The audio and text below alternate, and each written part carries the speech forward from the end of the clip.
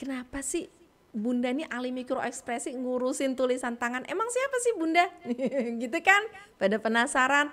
Nah iya nih lihat nih sebagian ini ya. Analisis Bunda, karena Bunda dari 2012 memang kontributor di media ya.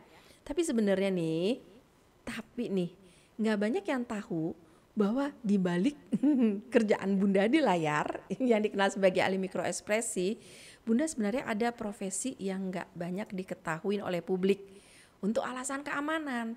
Mengapa? Karena sejak tahun 1990-an Bunda banyak membantu perusahaan perbankan ya, untuk ngapain? Untuk jadi investigator, jadi konsultan untuk masalah keamanan ya, dan kejahatan kerah putih.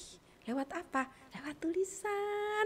Kan tulisan nggak bisa bohong ya. Jadi lewat tulisan itu Bunda bisa baca tuh ya, ini orang ini berbohong nggak, dia punya problem di mana ya, terus pelakunya seperti apa karakternya, gimana caranya supaya pelaku tuh mau ngomong, mau jujur gitu. Nah itu kerjaannya, sebagian dari kerjaan Bunda.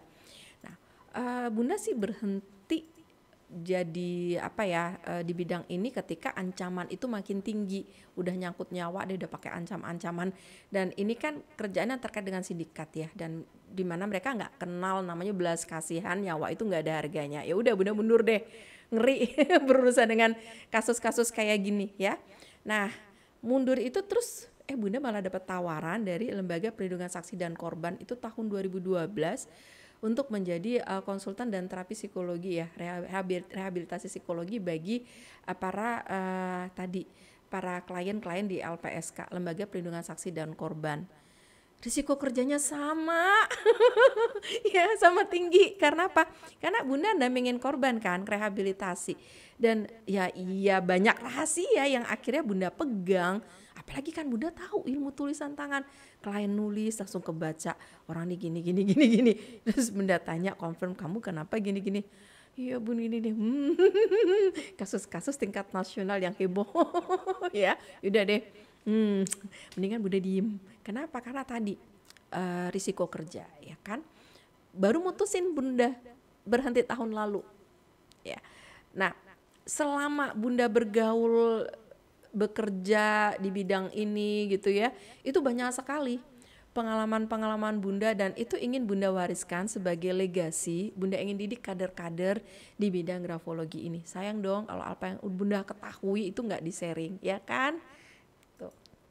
Bunda dari tahun 1000. Oke, jadi kalau ini cerita histori. Ada pas dulu ya. Waktu Bunda bikin video ini, Bunda itu ngitung, dan ya Masya Allah tuh, Bunda ternyata udah 36 tahun nekunin grafologi. Wow, bener-bener surprise, nggak nyangka ya. Jadi perjalanan Bunda kenal grafologi itu dimulai tahun 1986, waktu Bunda masih SMP kelas 2 ya. Ceritanya Bunda dianggap tulisan paling bagus oleh guru waktu masih SMP. Nah tuh Bunda dapet tuh nih kayak gini nih, dapat tugas nulis di papan tulis ya.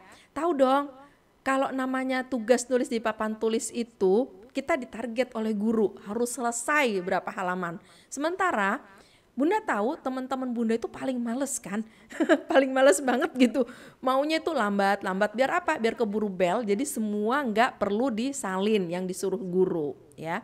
Sementara Bunda kan diomelin kalau nggak nyampe target. Nah karena itulah akhirnya apa? Bunda itu sering inspeksi. Dari depan kelas sampai belakang kelas, nginspeksi tulisan teman-teman udah sampai di mana. Karena hampir tiap hari akhirnya Bunda hafal tulisan teman-teman sekelas. Ya, dan Bunda ngeliatin di situ, kok teman-teman Bunda tulisannya itu beda-beda ya. Yang pinter itu tulisannya beda, rapi. Yang bandel-bandel tulisannya nggak bisa dibaca gitu. Dan ini bertahun-tahun ya. Jadi di situ karena Bunda sering ngamatin, akhirnya terbentuklah suatu konsep, kok orang ini begini, orang itu seperti itu ya kan. Nah terus Bunda coba nih, karena terlalu sering, Bunda coba nih nganalisis. Kamu lagi sebel ya sama orang tua kamu? Kaget tuh temen. Hah Ki, kok kamu tahu? Ya iya tahu, tulisan kamu berubah. Apanya yang berubah? Ya iyalah, dia kan gak pernah memperhatikan tulisan. Kan Bunda tiap hari yang memelototin tulisannya teman-teman ya kan. Jadi dari situ Bunda akhirnya menerima jasa analisis tulisan yang lagi masalah sama pacarnya, orang tuanya dari SMP ya. Dan itu yang membuat Bunda akhirnya pengen masuk kuliah di Fakultas Psikologi ya. Waktu itu Bunda belum tahu kalau namanya itu grafologi, nggak ngerti. Bunda cuma tahu, oh ada ilmu yang bisa membaca tulisan, dari tulisan kita bisa tahu tuh kepribadian orang tuh seperti apa ya.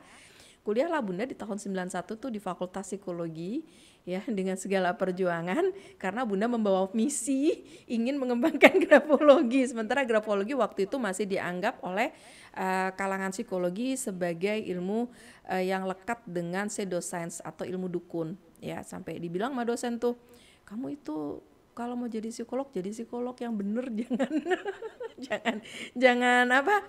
jangan jadi dukun gitu, jadi dukun tulisan gitu kan. Itu dosen nggak tahu loh waktu Bunda kuliah di Fakultas Psikologi kalau Bunda punya side job sebagai konsultan dan investigator untuk perbankan. Ibu udah diem aja, mau ngapain, mau debat juga ribut ya.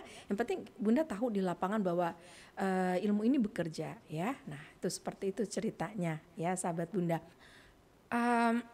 Ini ada pengalaman menarik yang Bunda pengen cerita ya, bahwa tahun 1991 ketika Bunda itu daftar masuk kuliah, waktu itu masih namanya UMPTN.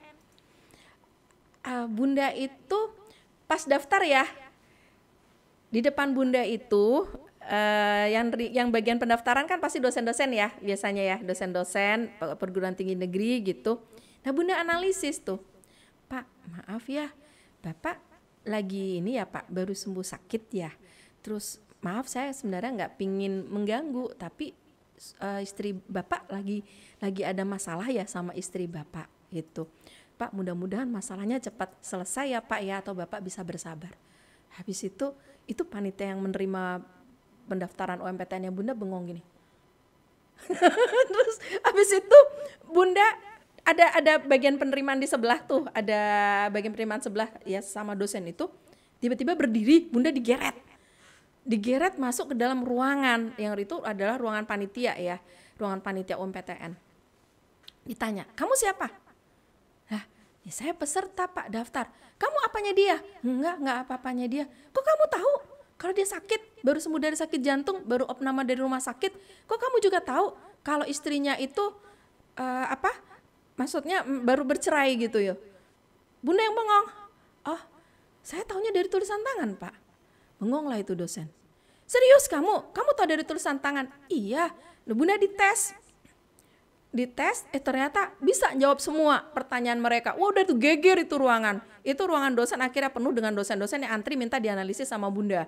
Terus kemudian ada wartawan di situ, wartawan tuh dipanggil, disuruh wawancara Bunda, dan akhirnya Bunda masuk di koran waktu itu. Bunda lupa ya salah satu koran di Surabaya waktu itu. Bunda daftar UMPTN, Bunda lagi cari dokumentasinya, mudah-mudahan ketemu ya.